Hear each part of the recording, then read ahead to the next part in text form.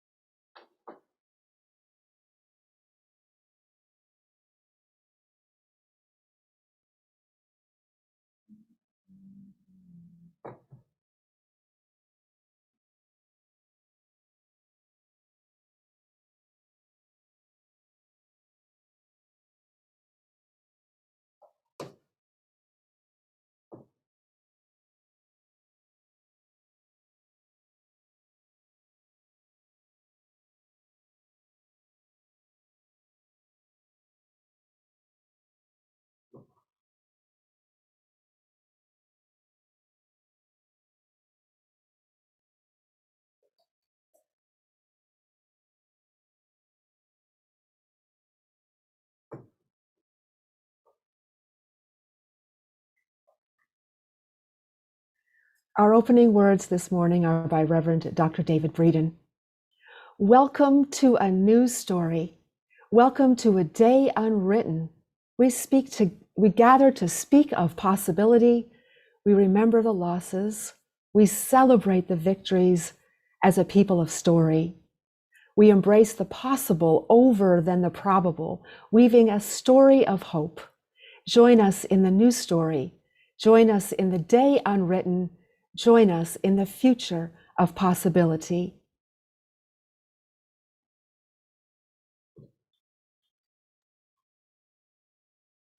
In the Unitarian Universalist tradition, we light a chalice to symbolize that we are entering sacred space and have prepared our hearts to give and receive the blessing of beloved community. We light this chalice, symbolic of the warmth of community and the brightness that love brings to the world, illuminating our search for justice and peace.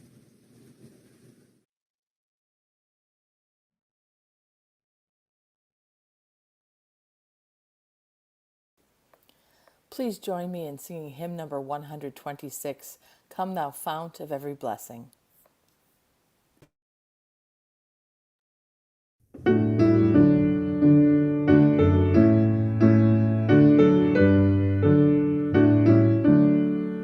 Come thou fount of every blessing, tune our hearts to sing thy grace. Streams of mercy never ceasing, call for songs of loudest praise. While the hope of life's perfection fills our hearts with joy and love, teach us ever to be faithful. May we still thy goodness prove. Come thou fount of every vision, lift our eyes to what may come. See the lion and the young lamb dwell together in thy home. Hear the cries of war fall silent, feel our love grow like the sun. When we all serve one another, then our heaven is begun. Come thou fount of inspiration, tune our lives to higher ways. Lift our gloom and desperation, show the promise of this day. Help us bind ourselves in union, help our hands tell of our love. When thine aid, O fount of justice, earth be fair as heaven above.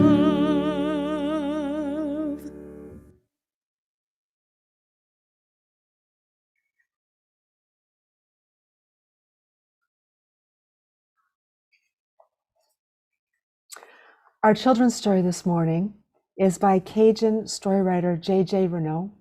It's called The Magic Gifts.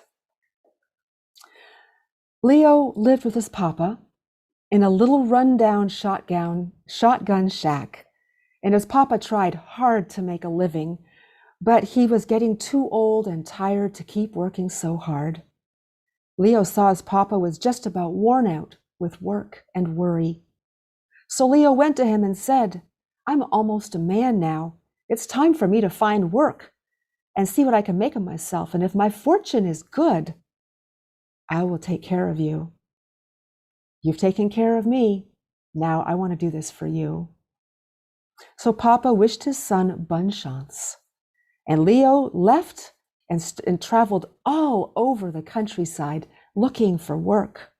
Nobody wanted to hire a boy to do a man's job. And Leo was just about to give up when he remembered his papa's face. When Papa was tired, he didn't give up, the boy thought to himself. If I'm going to be a man, I guess I better pick myself up and start acting like one. The boy came to a farm and asked the farmer if he needed a hand. An old farmer scratched his head and looked the boy up and down, and before he could say no, Leo said, tell you what I'm going to do. I'm gonna work for you for a whole year. And if you don't like my work, you don't have to pay me. But I think I've earned my pay. If you think I've earned my pay, you can pay me then. And the farmer had to admit that was a good deal. The man and the boy shook hands, and Leo went to work. He proved to be the best hand the farmer ever hired. When a year had passed, Leo came to collect his wages. But the farmer didn't want the boy to go. He told Leo that if he'd stay and work another year, he'd pay the boy for 2 years of work when the time was up. Leo figured that was a good deal.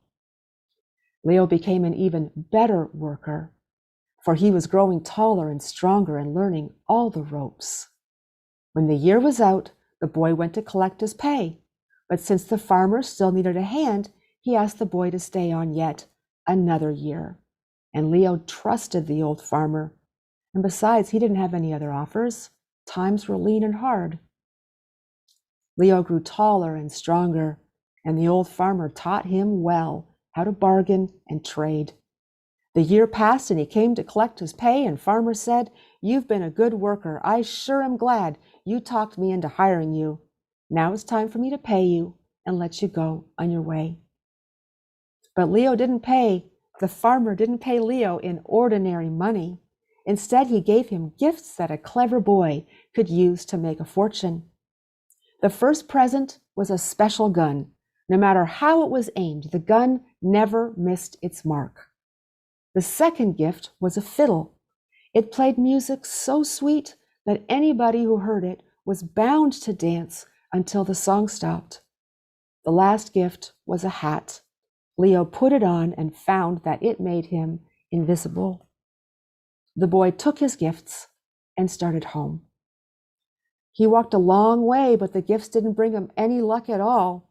Well, he thought, if Lady Luck won't come to me, I will have to go and find her. Leo put the hat on and made himself invisible.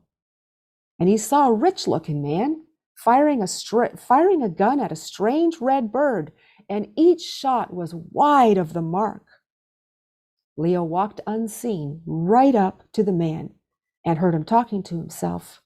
"I've got to have that bird. It is worth a fortune." Leo knew he had caught up with Lady Luck. He took his magic hat off, and there he was, standing by the rich man. "I can get that bird down for you, but it'll cost you $1,000. The rich man said, "All right, you get that bird and I'll pay you what you ask." Leo took aim, fired, and the bird fell into a thicket of blackberry bushes. "There it is," said Leo. "Now pay me." But the rich man was greedy. He decided he would get the bird and not pay the boy a red cent. "It was a lucky shot," he said. "You don't deserve $1,000 for a lucky shot." "All right then," said Leo. "Get the bird yourself." The man picked his way through the thorns and found the bird.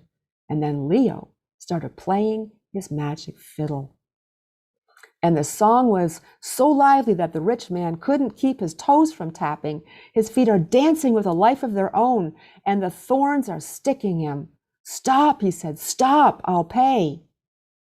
Leo quit playing, and the rich man stopped dancing. He paid the boy the $1,000, but he was so mad, he went straight to the sheriff and had Leo arrested as a thief. "You good-for-nothing crook," the judge growled. You thought you could cheat a man out of $1,000? Well, I order you to return that $1,000 and pay a fine of $1,000 more for cheating, lying, and being too smart for your britches. And if you haven't got any money, then we'll throw you in jail. Or we'll take the gun, the fiddle, and the magic hat for payment."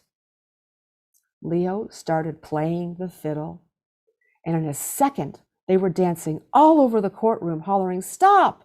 Stop the music! I won't stop until you pay me. 1,000 for the bird, 1,000 for false arrest, and 1,000 for trying to ruin my good name." The three men held out as long as they could until their feet were blistered and sore. "All right, we'll pay." But Leo was too smart to let them go before they paid. He made them sign an IOU before he'd let them stop dancing. I expect this money to be waiting on me when I get home. If it's not, I'm going to put on my hat and sneak up on you, and I'll play my fiddle so fast you will melt like butter." He put on his hat, and quick as a wink, he disappeared. When Leo got home, his papa was overjoyed to see him. $3,000 was waiting on him, and he showed his papa the magic gifts. "You'll never have to work again, Papa." "Ah, my son," the old man said, "these are fine gifts, and your fortune is a blessing. But there's another gift you've earned that is more valuable than all this. You met all your troubles head on and earned respect. You left here as a boy, but today you come back as a man." Leo worked hard and had a good life. He never had to use the magic gifts again. He kept them locked away in a trunk for many years until his own son earned the gun, the fiddle, and the hat through hard work and courage. And that's the end of our story.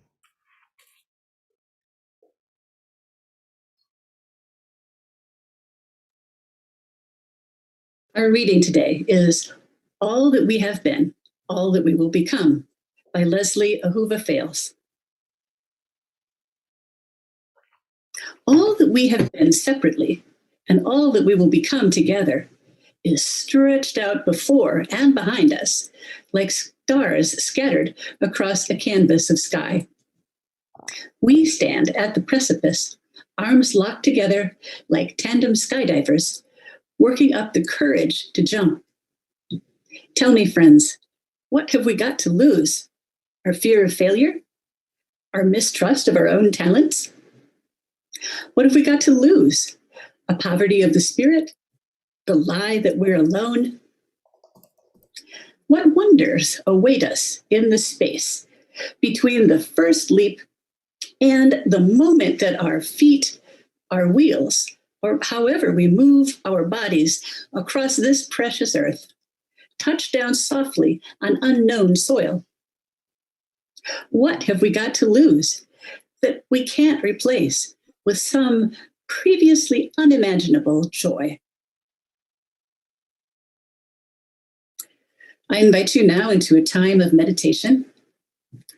If you wish to, you may plant your feet flat on the floor, straighten your spine, close your eyes, and follow your breath.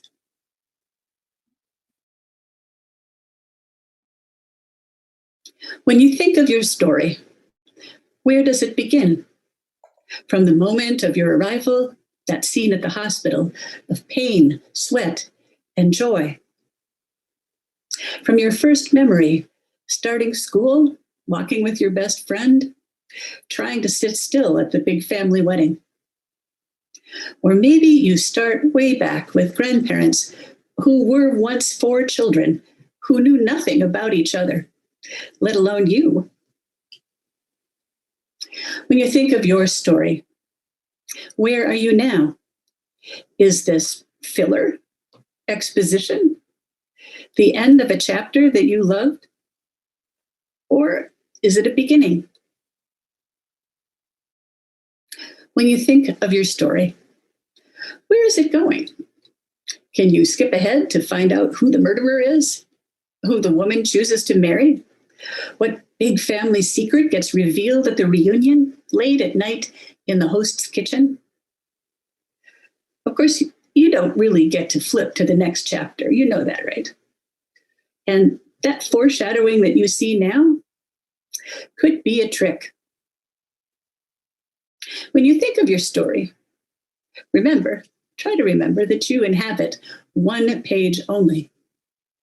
We've just established that you cannot flip ahead, and I urge you to not attempt lingering on chapters that felt easier or more interesting. That will only confuse the reader and yourself. Somehow you must stay on this one page, no matter what is happening on it, knowing it won't last either.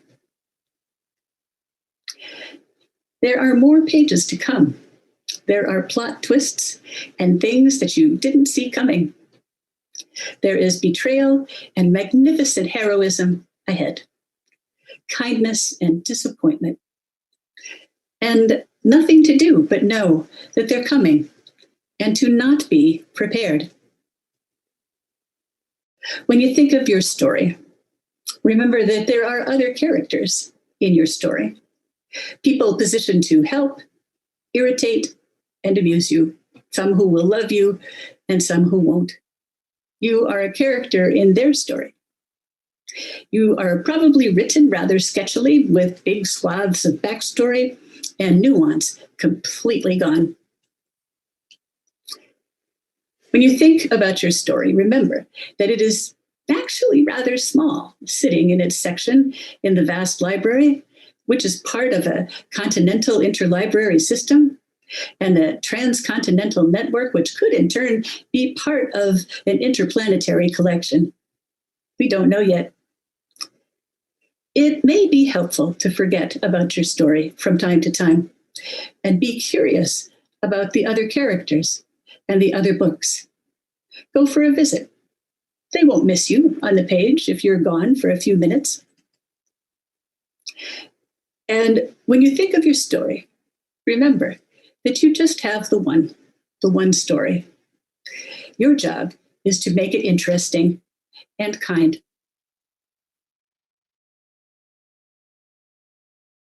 One of the traditions here at Eliot Chapel that we really treasure is the tradition of giving away half of our offering every Sunday to an organization in the community that is working to put values that we treasure into action, to make them real. And this month, the organization we've chosen is Metropolitan Congregations United, of which we are a member congregation. Metropolitan Congregations United puts faith into action by developing leaders who move their congregations, organizations, and communities to change public policy for the common good. The leadership of Metropolitan's congregation is diverse and exceptional. One of the issues they've been working on really hard, for instance, is to take down the school to prison pipeline. African American children in our community are much more likely to end up in juvenile detention, much more likely to end up in prison. And this process starts in their schools. And so we have been working in partnership with Metropolitan Congregations United to end this. It has to stop. It has to stop damaging our community and damaging our families. Just to give you a little taste of how things are done at Metropolitan Congregations United, I've got a little snippet of their last annual meeting. The goal of this meeting is to remind us as we live through this historic confluence of COVID-19 and American racism, that the work we're doing to protect the right to vote and to ensure participation in an equitable democratic process is indeed sacred work worthy of our lives. Even now, the highest offices in this state and in this country are determined, and we can see it almost wherever we look, to show us that Black life will only matter as a means to white supremacist progress. We are gathered today to reject this lie. We've come together because even now the voice of the divine urges us to press on for freedom and justice. I thought that we should first acknowledge that we're pressing on right now in the work of freedom and justice in a historically difficult moment. We're organizing, y'all, for change and resisting state oppression in the midst of a global pandemic. And that pandemic is taxing our social and emotional resources in ways that are unprecedented. And so as we open, I just want to invite us to be mindful of our breath this afternoon. In moments like these, it's crucial for us to be honest with ourselves and others about how we are doing and how we are feeling, even if we don't have time for lengthy exchanges on this call. It's crucial that we're honest with ourselves and that we prioritize self-care, because one of the trademarks of white supremacy is allowing humans to labor and suffer with little to no acknowledgement. And so we resist that. Friends, in this moment, as we gather to press on, it is okay if you find yourself laboring with significantly less fuel. It is okay if you're finding yourself in need of more or new or different kinds of rest so that you can show up to work in whole and healthy ways.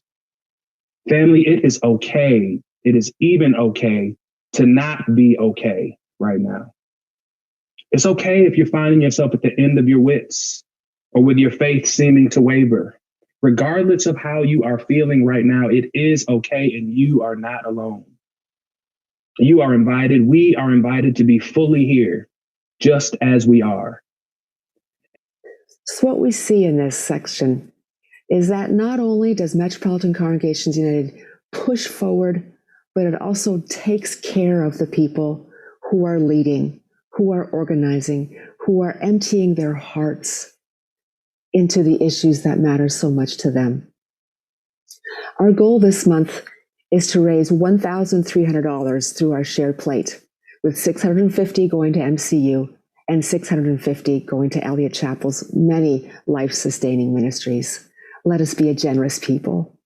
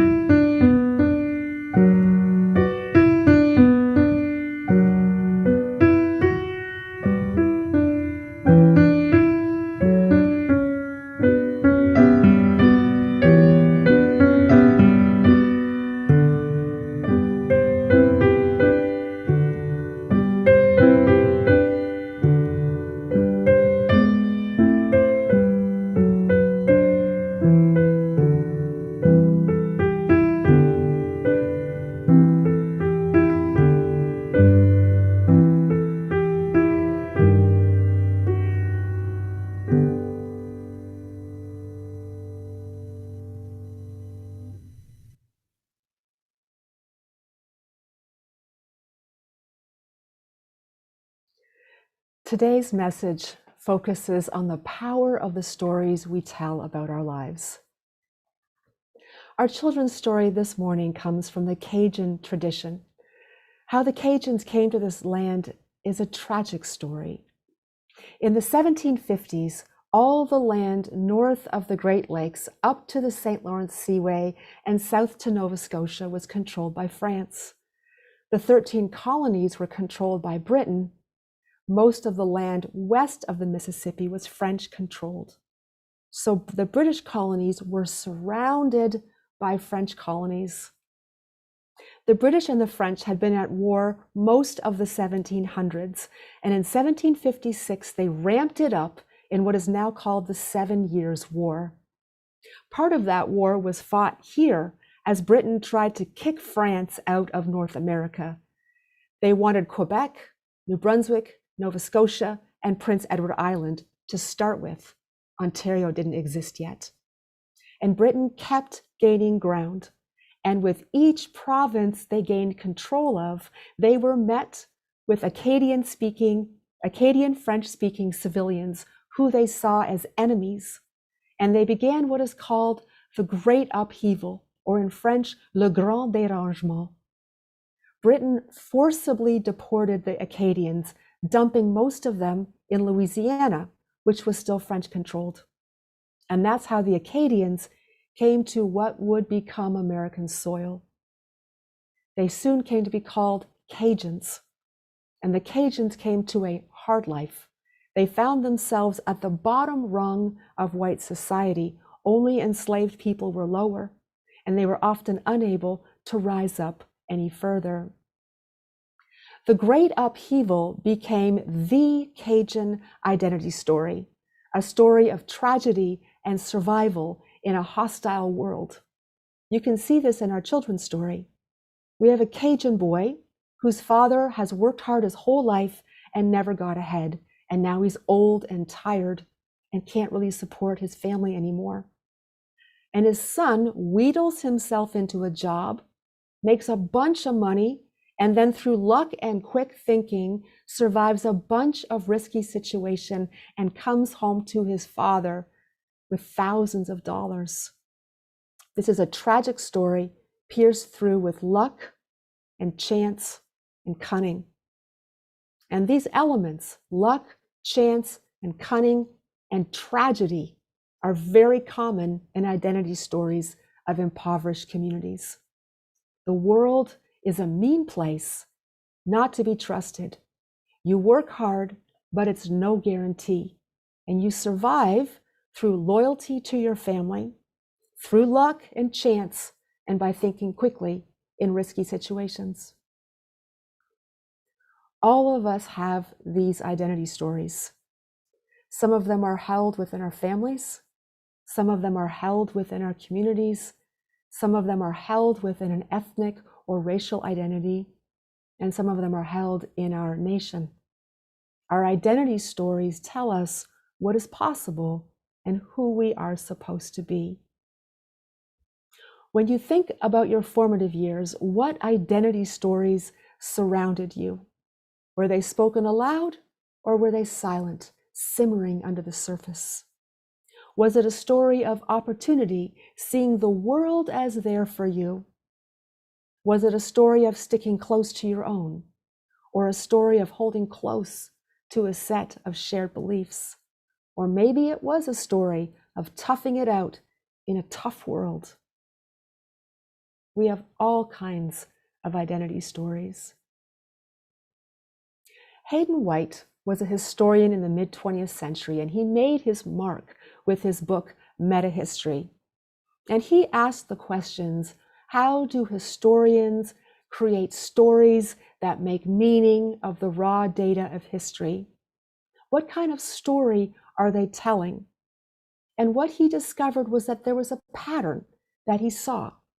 White said that most historians fall into one of four story types: romance, comedy, tragedy, and satire.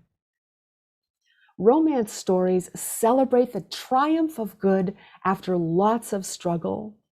There are always heroes in romance stories and lots of bad guys, and the heroes always win.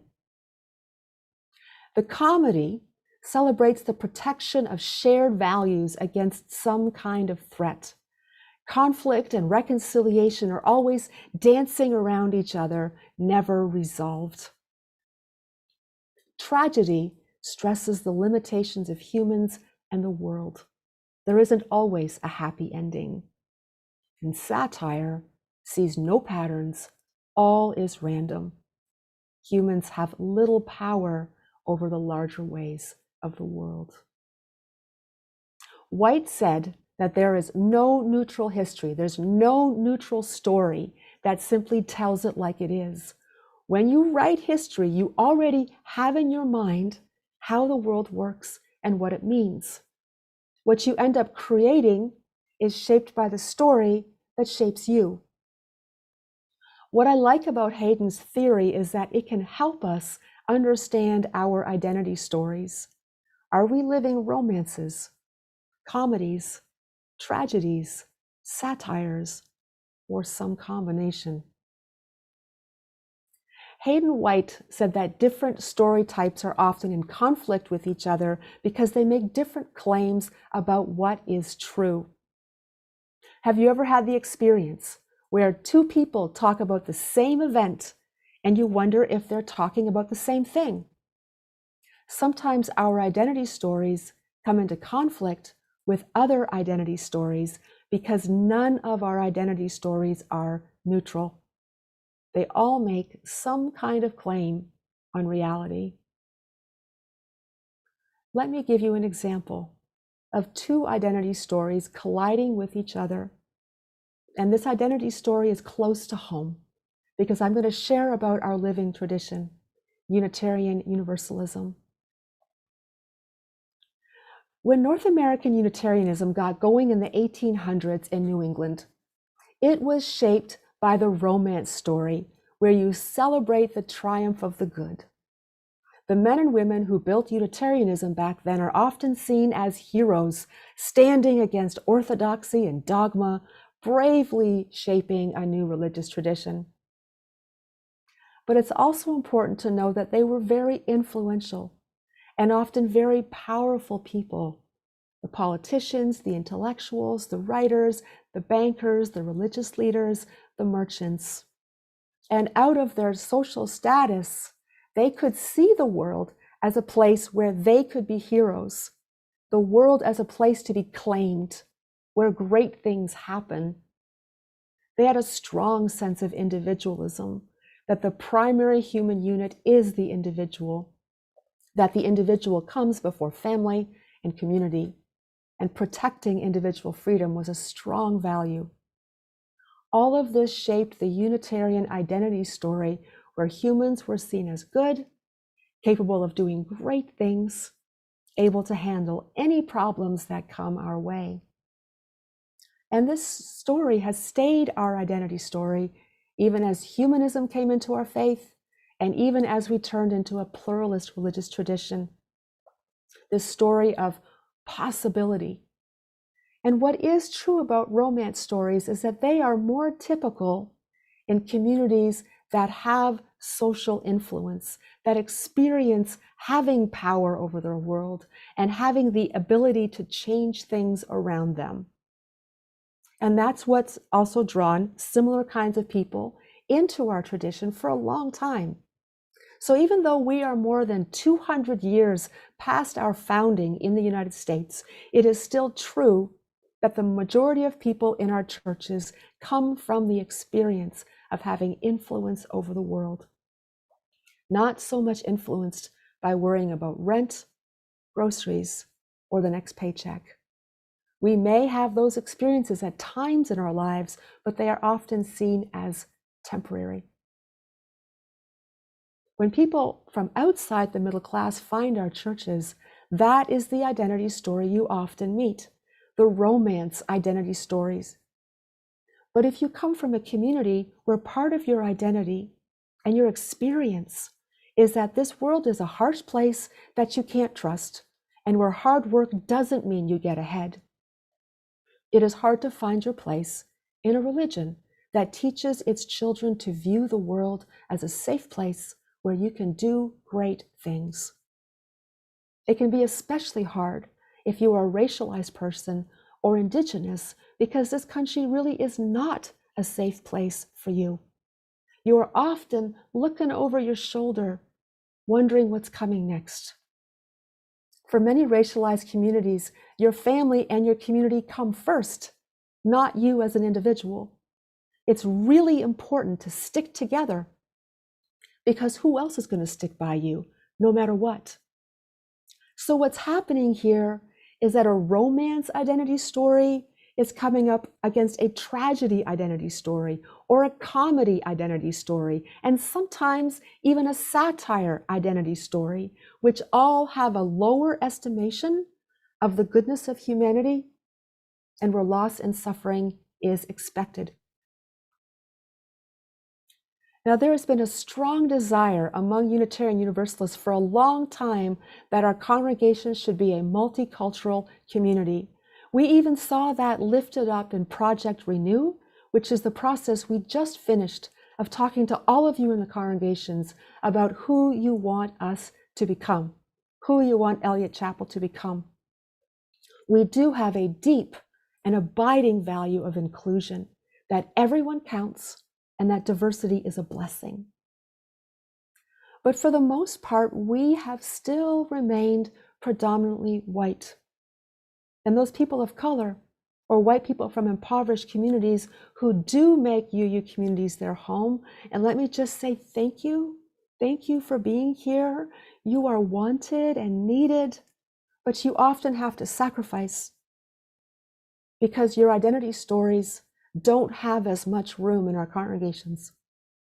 And I'm speaking here from personal experience, coming from a family where we were often a breath away from losing everything. Honestly, it took a while for me to get used to being around people who hadn't experienced this kind of vulnerability. What we're finding in our faith is that our romance identity story is creating a barrier for people from different backgrounds and experiences to find their place in Unitarian Universalism. The good news is that there has been a lot of effort to change this, to shift the UU identity story to make more room. There is a shift from promoting fierce individualism toward a growing commitment to beloved community. And it's not like we've left behind the deep value we give to each other as individuals. That's very important, but we are trying to shift to a better balance between our individual selves and the well-being of the community. This shift started when second wave feminism entered Unitarian Universalism in the 1960s. It gained steam when we made equality for sexual and gender minorities a priority. And it took off again when Unitarian Universalist people of color and their allies got a lot louder after the murder of Michael Brown in Ferguson, Missouri. We have shifted from a focus on individual freedom to covenant, this idea that we are all connected and that we create beloved communities of healing and hope through making sacred promises and then helping each other when we fall short of those promises. If you look at the front page of Eliot Chapel's website, there's a tab called Our Mission. This mission is the promise we've made to each other for who we want to be and how we want to live. It is a window into our identity story. And if you were to look at the mission and vision, say, of 30 years ago, compared to the one today, you will see that we have struck a different balance between the value of individualism and the value of beloved community. We are trying to create a different identity story. So going back to Hayden White's different stories, we as Unitarian Universalists have shifted from the romance filled with heroes and victories toward an identity story that also has more comedy and tragedy. We haven't left the romance behind, but it has been filled out with these different story types, because that romance identity story didn't give us much to hang on to when our hearts were broken and when faced with tragedies that had no simple answer. We are embracing the complexity of being human a lot better. And I think that the more we can ground in this idea of beloved community, the closer we may be to living the dream of being truly multicultural communities, because more identity stories get to find their home in our faith. You don't have to let go of a piece of who you are to be part of a Unitarian Universalist congregation. I want you to be able to bring all of who you are, the fullness of your experience, and to be embraced and treasured. Now, we do have to be honest. This shift hasn't been without conflict. One of the marks of a beloved community is that there is more accountability for the choices we make and how they impact others. And for those of us who came into Unitarian Universalism when that romance identity story was the story, sometimes it feels like being more accountable is bumping up against our individual freedom. Some of us are asking, why do we need covenants? What happens to freedom of speech and freedom of conscience? I can assure you that these remain very important in our faith, but we are inviting ourselves to be mindful of how we use our freedom so that it does no harm. And we need each other for that mindfulness. We need beloved community to always call us to a better place. But whenever you change a balance, it's frightening. And if you aren't used to answering for your choices, and let's be honest, the more social status you have, the more influence you have in society, the less you have had to answer for your choices. So this change can feel like you're losing something. It's hard to shift from a story where we are the heroes to one where we make mistakes, are invited to learn from them, and make choices that bring us closer to beloved community where everyone really does matter. This is what freedom actually looks like. So if you're struggling with how much we talk about accountability, with how much we're talking about systemic racism, with how much we talk about us as a beloved community, I ask you to please bear with the process. We need you. Please stay at the table of this always evolving religious tradition. We are becoming more whole. My favorite part of the Cajun story is the end, when the father looks at his son and says, "You met all your troubles head on and earned respect. My son, you left here as a boy, but today you come back as a man." This week, I invite you to reflect on your identity story, the one you were handed in your formative years. And I want you to reflect on what you've done with that identity story as you've grown in your experiences and your self-understanding. My guess is that just like Leo in our children's story, you have shifted your identity story, let go of some parts, claimed others. Reflect on that. I also invite you to reflect on the identity story that our faith offers, our beloved liberal religious tradition that deeply values each individual and invites us into covenanted community, always seeking to live truer and more faithfully. We need all of us together to live into a whole lot of stories. And we can't promise, and we shouldn't promise, some glorious victory where good always prevails. But we can offer a path to a rich life, deeply lived with care and love. This is my prayer for you. This is my prayer for me. This is my prayer for us. Love to you all. Blessed be. Please join me in singing hymn number 1008, When Our Heart is in a Holy Place.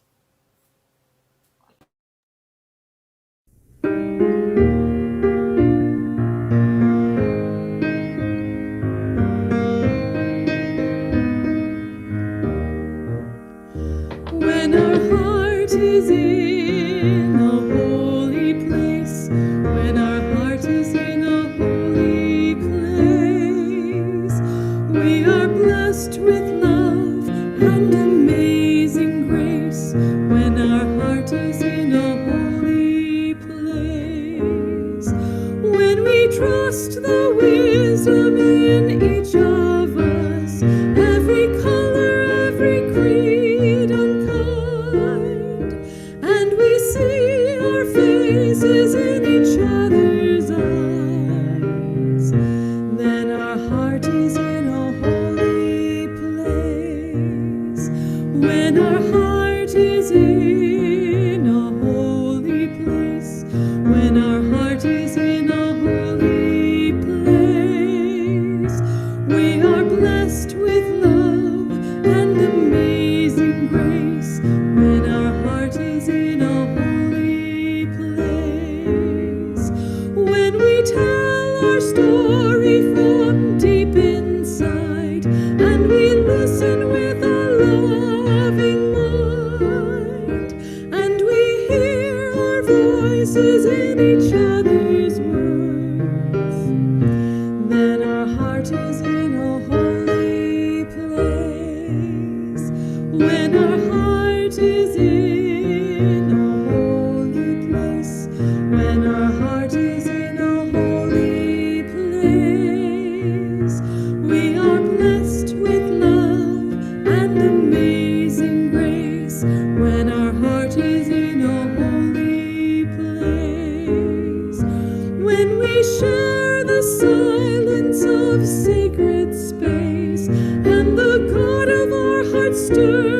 within, and we feel the power of each other's faith. Then our heart is in a holy place. When our heart is in a holy place. When our heart is in a holy place. We are blessed with love and amazing grace. When our heart is in a holy place. When our heart is in a holy place.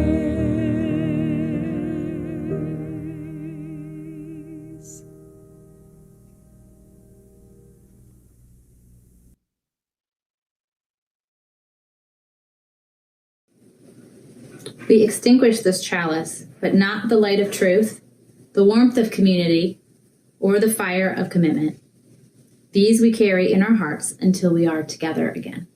Love to you all.